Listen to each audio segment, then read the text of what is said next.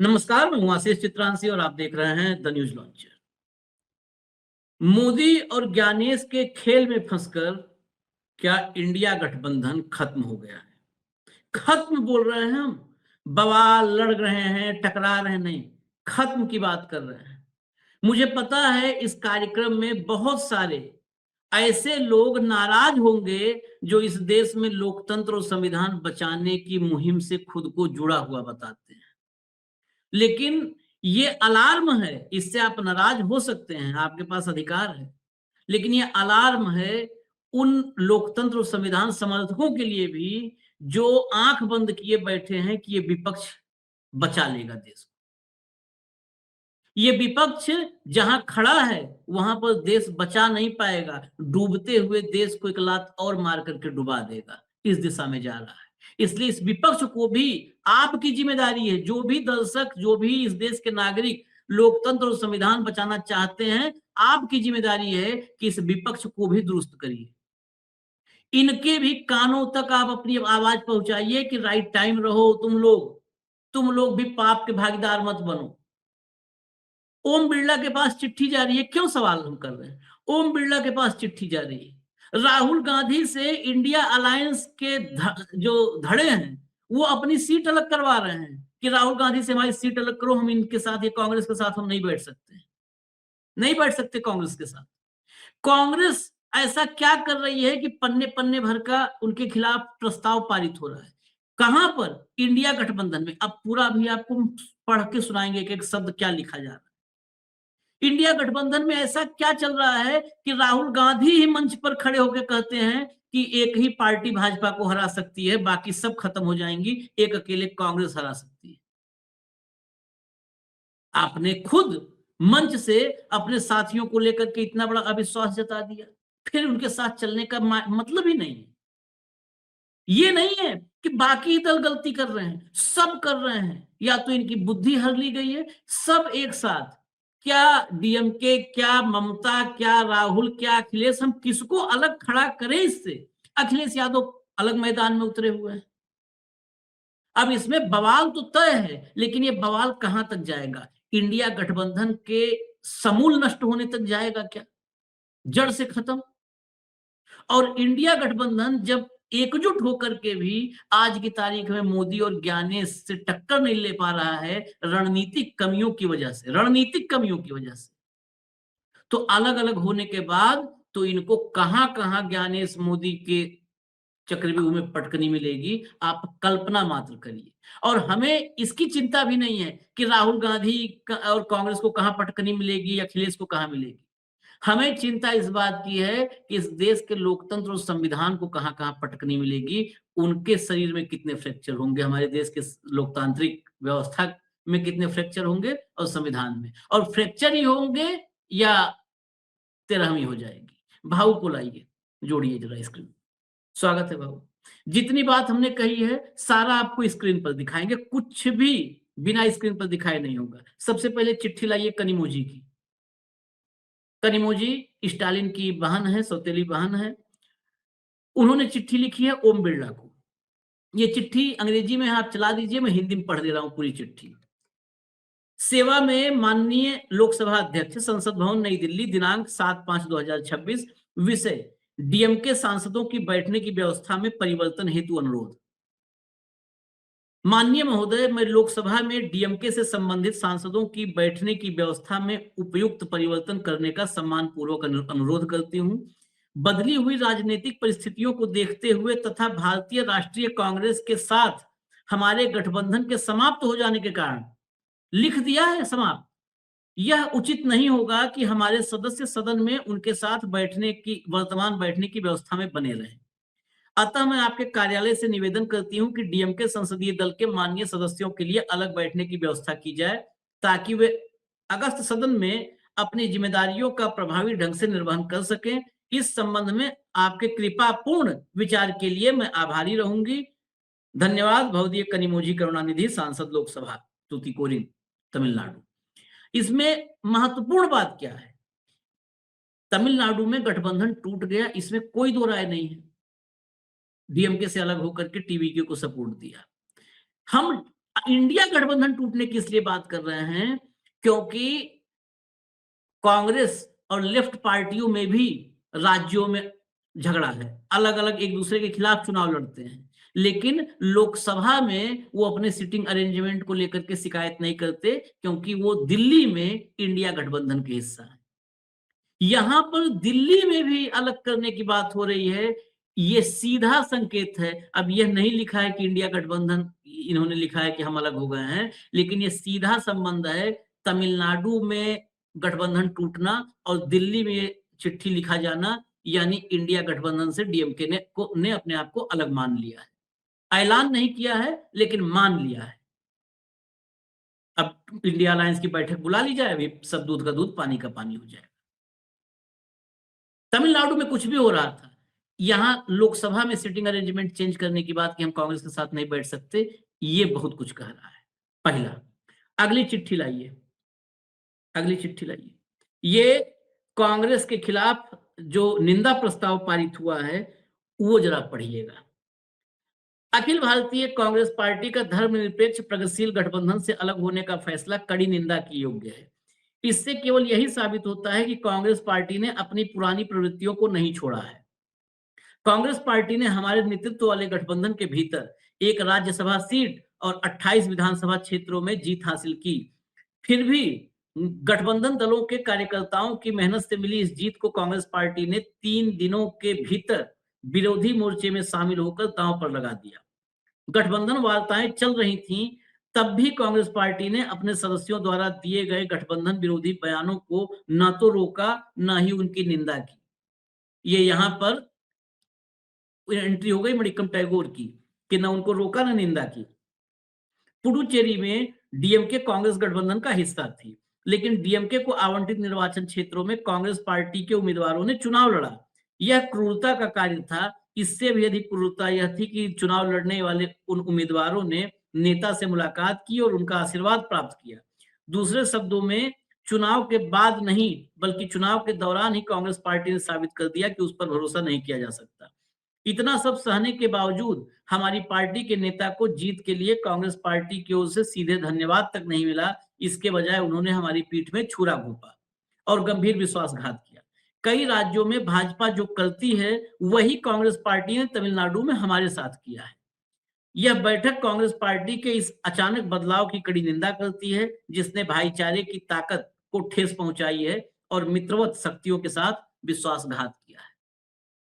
विश्वासघात, धोखा, छल, ये निंदा प्रस्ताव में एक बार नहीं कई बार लिखा। अब इसके आगे चलिए, ये तो हो गया एक हिस्सा। अभी आपने डीएमके को देखा, अब देखिए अखिलेश यादव। अखिलेश यादव ने ममता बनर्जी और स्टालिन के साथ अपने संबंधों की फोटो को डालते हुए लिखा, हम वो नहीं जो मुश्किलों में साथ छोड़ दें।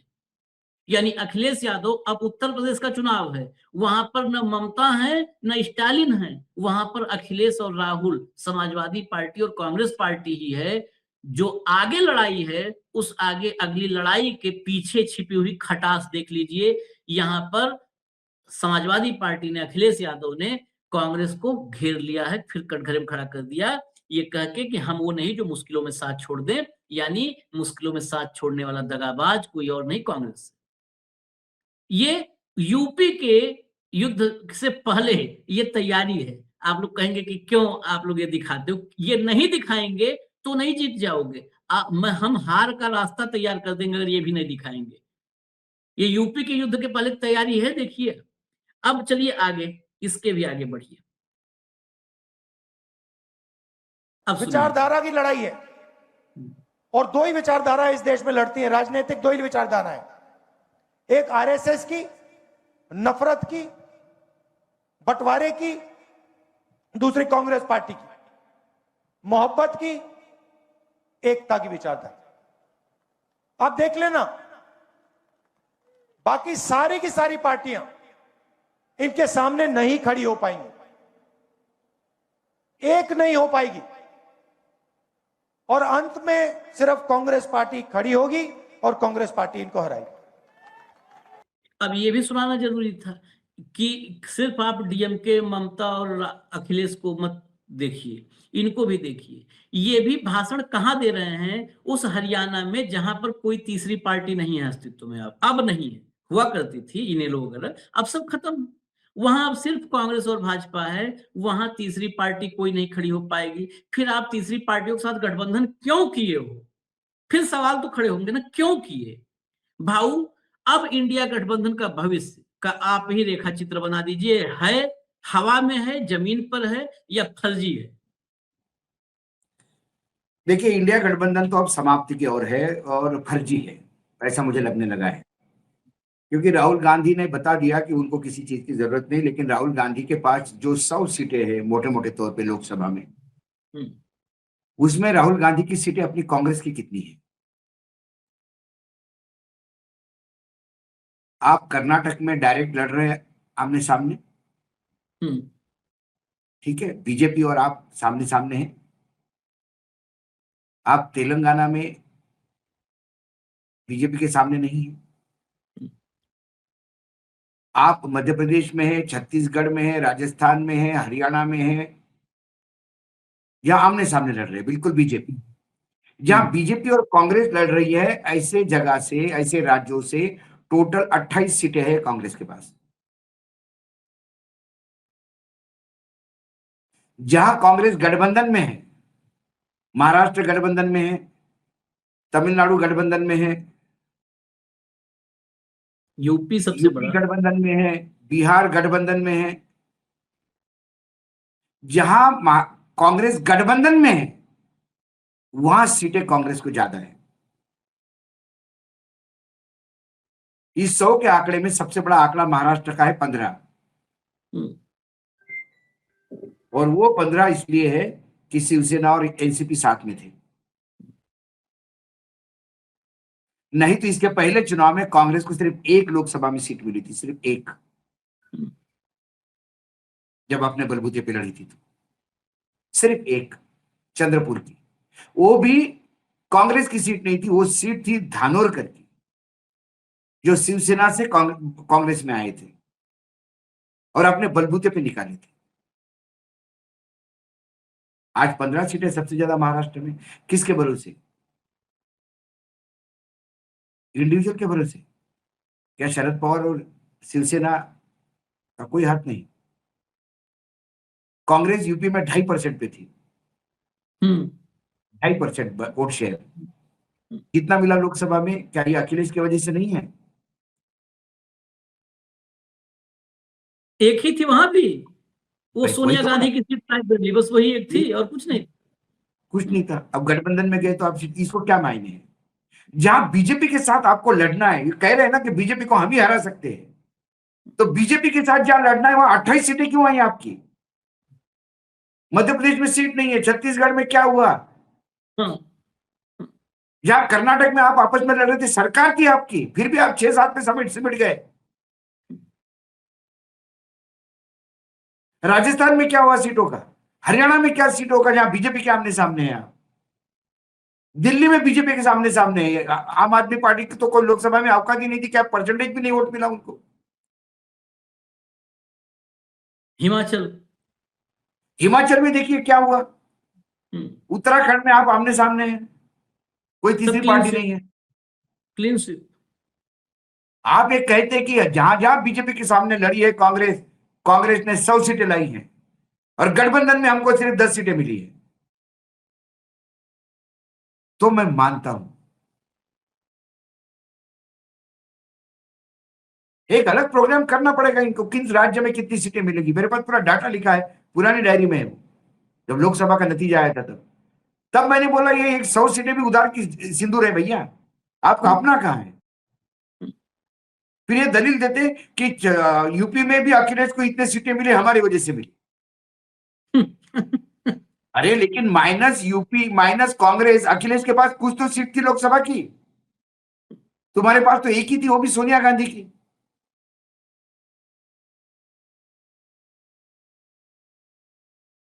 तो आप पहले स्टैटिस्टिक देखिए, आपका वजूद देखिए।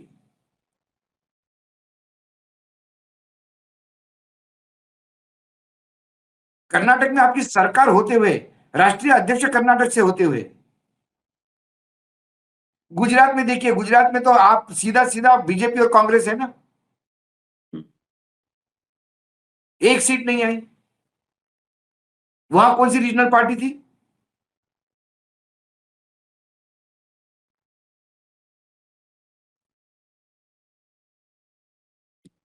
तो ये कहना कि हम बार बार कह रहे हैं कि हंगेरी मॉडल ही इनको जीत दिलवा सकते हैं, लेकिन हंगेरी मॉडल में सारा विपक्ष एक था।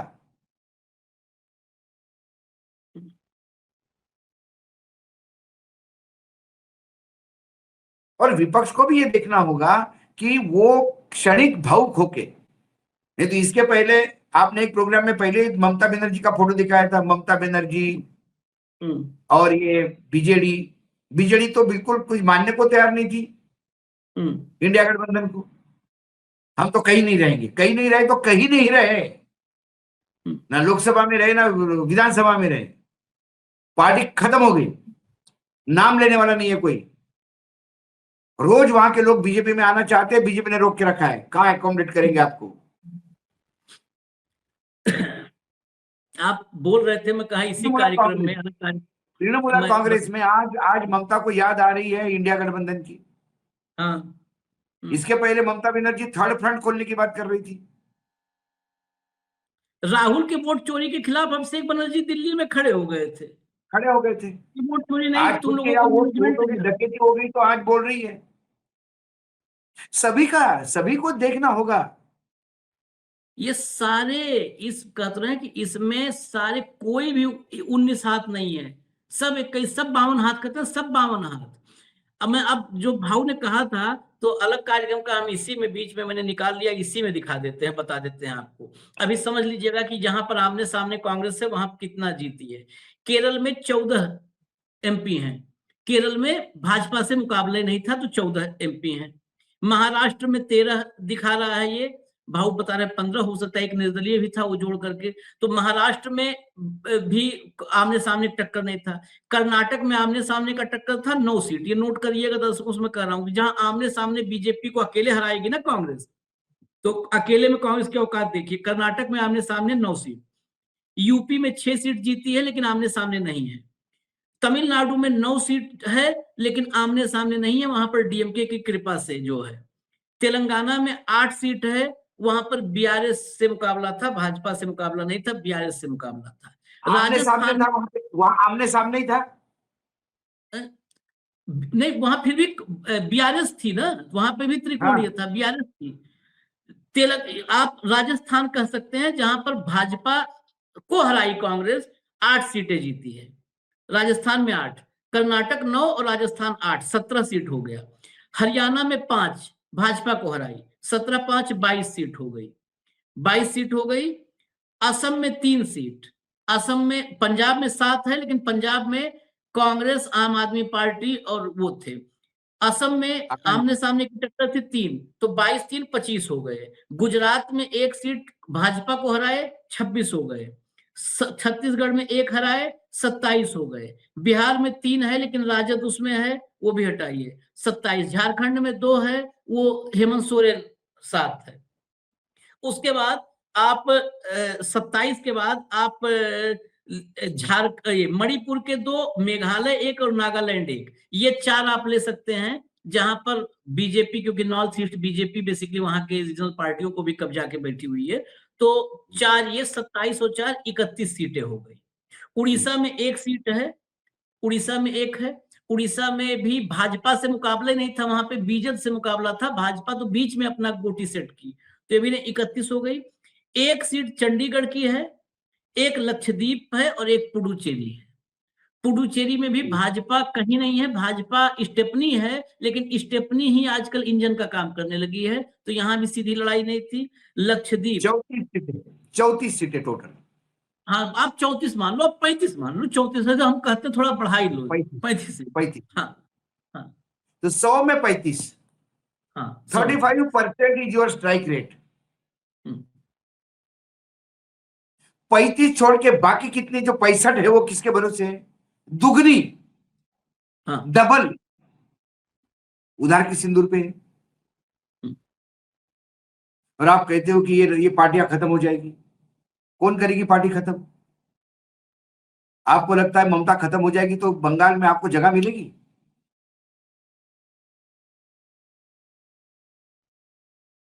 हम्म। कुल तो मिलाकर पहले आप क्या बोलते हो, क्या करते हो, ये बहुत बड़ा प्रदेश है, देश है, सब कॉन्टिनेंट बोलते हैं, उपमहाद्वीप बोलते हैं इसको। हर राज्य की तासीर अलग है, हर राज्य में आपके पास नेतृत्व नहीं, कई राज्य ऐसे जहां नेतृत्व नहीं है। बीजेपी के हाथ में बिक चुके हैं नेता।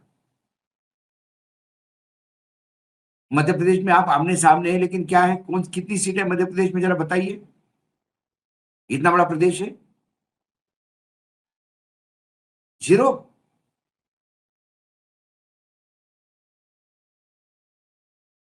दिग्विजय कमलनाथ क्या कर रहे थे, आपस में लड़ रहे हैं।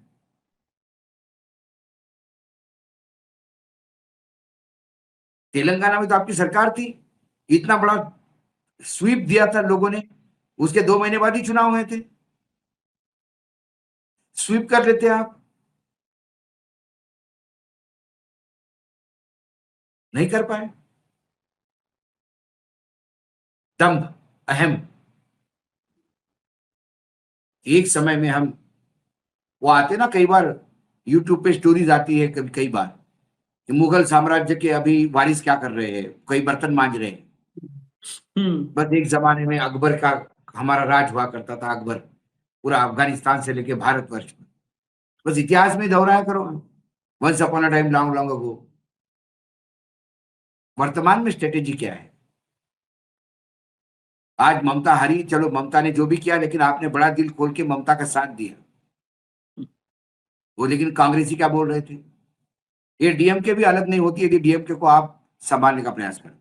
एग्जैक्टली यही बात है। डीएमके ने अधिकतर पहली बार, डीएमके ने लेफ्ट को पहली बार नहीं बोला कि हम एआईएडीएमके का समर्थन करेंगे।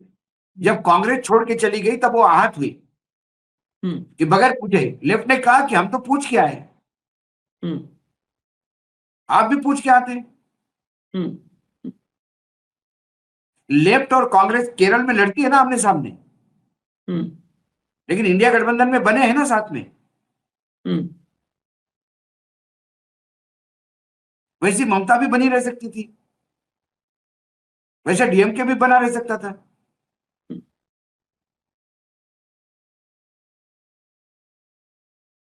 ये सारे बीजेपी के गेम प्लान में आते हैं। इसमें मैं बीजेपी को दोष नहीं देता आशीष, उनको तो पूरे देश पे व्याप्त होना है, वो राजनीतिक दल है, वो एन केन प्रकरण कैसा भी करके कोई भी रास्ता ढूंढ के कब्जा करना चाहते हैं, और आप उनको कब्जा करने के लिए परमिशन देते हो। अब्दाली ने आके भारत पे कब्जा कर लिया, दिल्ली लूटी, अब्दाली की गलती नहीं। अब्दाली को न्योता किसने दिया था? अब्दाली तो डर रहा था, अपने अफगानिस्तान में उसकी स्थिति ठीक नहीं थी, उसको लगा कहा, यहाँ लोकल लोगों ने न्योता दिया उसको, नजीब ने न्योता दिया कि आप चिंता मत करो, बड़ी फोर्स लेके मैं आपके साथ खड़ा हूं, निपटा देंगे सबको हम। तो आज तमिलनाडु में न्योता कौन दे रहा है बीजेपी को?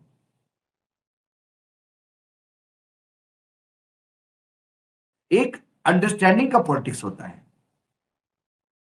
पेशेंस चाहिए पॉलिटिक्स में।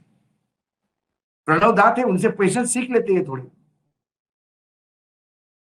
बस उधर नतीजे आ गए, धर करके ट्वीट मार दिया कि बीजेपी हमको हमको खामियाजा भुगतना पड़ा डीएमके से। क्या खामियाजा भुगतना पड़ा डीएमके से? डीएमके ने आपको 2016 में 41 सीटें दी थी, आप मात्र 8 जीते थे। उसके बाद डीएमके ने आपको 2021 में 25 सीटें दी, तो आप 18 जीते। तब डीएमके की तूती बोलती थी। 2021 के चुनाव ये डीएमके के चुनाव थे, एआईएडीएमके खत्म हो गई थी, तो डीएमके ने तब 133 सीटें जीती थी, तो उसके साथ आपकी भी 25 निकल गई। इस बार डीएमके ने आपको 18 दी, क्योंकि विजय का एक 28 दी। क्या हो गया, 28 में से कितने आ गए आपके? 5 आ गए, 5 जीते। अब ये 3 नहीं देते, 25 भी देते तुमको, पिछला ही रिकॉर्ड रखते, तो कम से कम 3 सीटें ये डीएमके को आ सकती थी। क्यों डीएमके आपके लिए अपनी सीटें खो देगा? 41 में आपका 2016 का 41 सीटें 8 जीती, 2021 में 25 सीटें 18 जीती, इस बार आपको 28 सीटें दी, आप अपने 18 एमएलए रिपीट भी नहीं कर पाए। 5 मात्र 5 भाई इसमें तो कोई डीएमके ने तुमको कौन सी 18 सीटें तो तुम्हारी जीती हुई दी हुई गई ना तुमको, हाँ, उसमें से 5 लेके आए और आप डीएमके को गाली दे रहे हैं। 17-18% का स्ट्राइक रेट है। हाँ,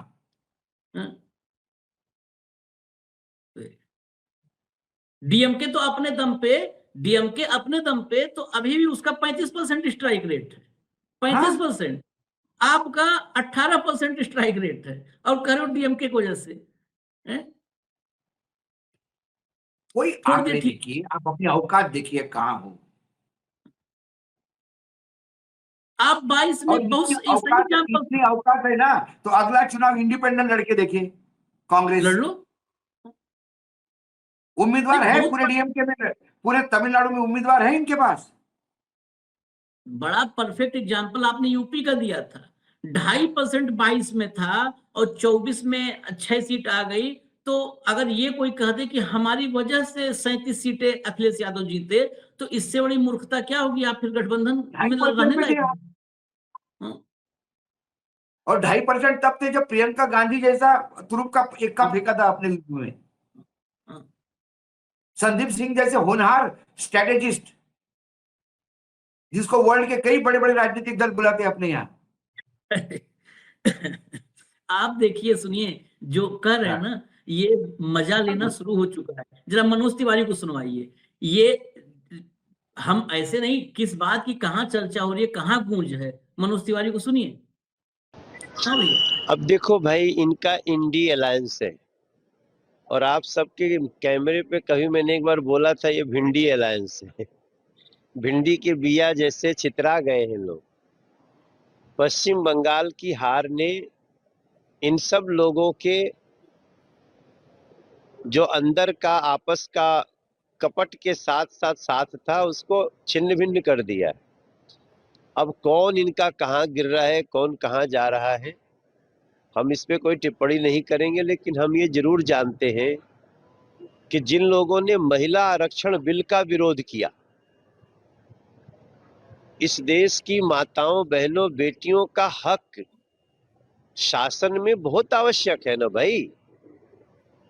100 सांसद हो तो 33 सांसद महिला हो, 100 विधायक हो तो 33 विधायक महिला हो। आज देश की जनसंख्या 140 करोड़ प्लस है। जब देश की जनसंख्या 35 करोड़ थी तब भी 543 सांसद थे, और 140 करोड़ होने के बाद भी आप बोलेंगे कि इतने सांसद रहे, ना परिसीमन करने दे रहे हैं। आपने एक बार देखने के लिए तो पास कर दिया, लेकिन लागू करते समय रोक दिया। तो देश की महिलाएं अब कहीं भी इनको नहीं जीतने देंगी। तमिलनाडु में सनातन को नष्ट करने जा रहे थे स्टालिन और स्टालिन के बेटे, और यहाँ तेजस्वी बाबू उनके साथ घूम रहे थे। तेजस्वी जी भी गए और स्टालिनो गए। बाण तो बाण गए, 9 हाथ का पगहो ले गए। ये हमारे यहाँ भोजपुरी में कहावत होती है। भारत माता की जय। तो जो महिलाओं का सम्मान नहीं करेगा, जो इंसान में नफरत फैलाएगा, उन लोगों को आज देख लेना। आज थोड़ा मोड़ा उनको, वो हर बात में मुस्लिम समाज को डराते हैं, मुस्लिम समाज भी उनसे दूरी बना रहा है। सब भारतीय जनता पार्टी के साथ जा रहे हैं। चलिए, अब शहजाद पूनावाला को आप सुनते हैं टीवी पे, जरा आज हमारे यहाँ सुनिए, इंडिया अलायंस पर क्यों ये लोग एकाएक मौज लेने लगे। So it is triple talaq for Congress and DMK, and indeed for India Alliance, not just in Tamil Nadu, but in Parliament too. DMK, Kanimodi ji has requested Parliament that they should change the seating of the DMK MPs from the Congress party. They don't want to sit together with the Congress anymore. So it is a divorce that has taken place in Delhi also, not just in Tamil Nadu. And actually, if you see, where is the India Alliance? It wasn't there in Bengal or in Kerala. In Tamil Nadu, it is now over.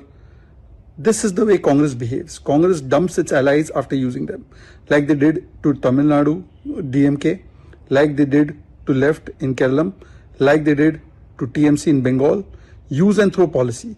Therefore, even Akhilesh Yadav ji has taken a pot shot at Congress, saying that he never forgets his friends during tough times. But on the other hand, Congress is still saying that DMK is the one that has betrayed Congress, that the DMK is the one getting close to ADMK with BJP support. This was their alliance. No mission, no vision. It was only for opportunism, for commission, corruption, ambition for position. They came together and now they are abusing each other. This is their reality. ये dump करने की बात, अपने सहयोगियों को dump करने की बात, ये तो इसमें तो आपसे ज्यादा एक्सपर्ट कोई हो ही नहीं सकता, आपके मोदी जी से ज्यादा डंपिंग। ये क्या है, ये हमेशा सत्ता के साथ जाने वाली प्रवक्ता है। जब कांग्रेस यूपीए थे तो ये राहुल गांधी के लिए बिल्कुल पालकी उठा के घूमते थे, आज जैसे ही एनडीए आ गए वहां चले गए। अब इनको ये पता नहीं है कि लेफ्ट के साथ केरल में वो लड़ती है, लेकिन left is still a part of India गठबंधन। उसी लेफ्ट ने विजय को भी समर्थन दिया है और उन्होंने कहा कि कांग्रेस ने सही किया है। ये आधा आधा बोलते हैं भाई। इसने कहा अखिलेश ने कि मैं कभी साथ नहीं छोड़ता, तो साथ तो ममता ने छोड़ा था इंडिया गठबंधन का। किसने छोड़ा था? ममता ने छोड़ा था ना। तो क्या किया ममता ने? ममता तब थर्ड फोर्स बना रही थी। अब इंडिया गठबंधन याद आ रहा है ममता जी को। उसके बावजूद राहुल गांधी और सोनिया गांधी ने ममता से बात की, फोन पे बात करके कहा कि हम तुम्हारे साथ हैं। जो वोट चोरी मान नहीं रही थी ममता, अब वोट चोरी की और वोट डकैती की बात कर रही है। ये बड़े, इनका कान जो है वो धीरे से सिलेक्टिव, कान में छलनी लगी हुई है। कुछ सिलेक्टेड चीजें सुनते हैं। हमारे मित्र है बहुत अच्छे, शहजाद पूना वाला, बहुत अच्छे मित्र है मेरे, लेकिन उनके साथ प्रॉब्लम है, वो कान की छलनी निकालनी पड़ेगी उनको। तो गठबंधन, इंडिया गठबंधन। अब बीजेपी की सुन लीजिए। जिस अडवाणी जी ने मोदी जी को मुख्यमंत्री पद से अटल बिहारी वाजपेयी से लड़के बचाया, उनको डंप कर दिया। जिस बाल ठाकरे ने गोधरा के बाद अटल जी से लड़ लिए कि किसी भी हालत में मोदी पे कोई एक्शन नहीं होनी चाहिए, उसके परिवार को तोड़ दिया। क्योंकि वो कांग्रेस के साथ गए। आप पीडीपी के साथ जाते समय शर्म नहीं आई आपको? मुस्लिम लीग के साथ श्यामा प्रसाद मुखर्जी गए तब शर्म नहीं आई किसी को? आज वो आपके हीरो है।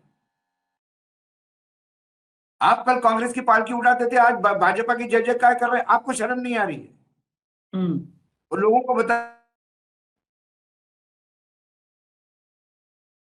लोग शर्म की पाठशाला लगा के बैठे हैं, लोगों को सिखा रहे हैं, ज्ञान दे रहे हैं। ज्ञान हमने क्यों तो कहा कि मोदी और चैनल पे हमारे सामने बैठते थे और जब राहुल गांधी को कुछ बोलते थे तो ये बिल्कुल टूट पड़ते थे।